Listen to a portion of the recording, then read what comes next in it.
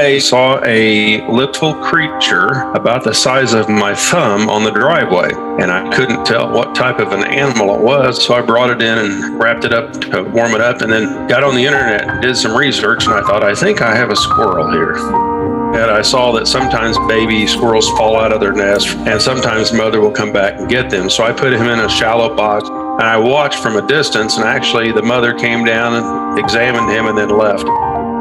I really didn't think he would survive, but I decided to give it a try. I began him on puppy milk formula.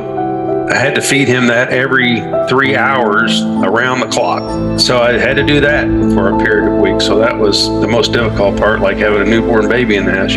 When he was about 30 days old, he opened his eyes. He was beginning to crawl on me. As time went on, I began to realize that he was going to survive, and him and I became friends. At 13 weeks, it was time to release him. So I bought a squirrel house. I opened the door to the pet care, and he leapt out, landed on the tree trunk, and ran right up and went right in that house, and he loved it, and that was his home. He bonded with me. Even after I released him, I could go out in my backyard and shout his name, and he'd poke his head out of the squirrel box, and sometimes he would run down and hop on me. He comes in the house when he wants to. I never know when he's going to show up. Come on in, Bob. Come on in the house. How you doing this morning? I'd say his behavior is about halfway between a dog and a cat. Oh, thank you. I put in that Ring camera so that I would know when he's out there. Just kind of makes a little wind chime sound on my phone, and I go look out the window. And typically he's sitting on the top of my barbecue grill, just looking in the window like, where are you? I'm out here.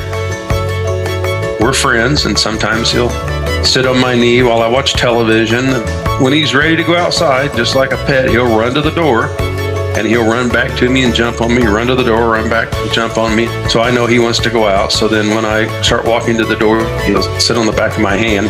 When I open the door, then away he goes. He leaps out, takes off. He is very intelligent. He is affectionate, very affectionate. Well, I never did have a real affinity to squirrels until Bobby showed up.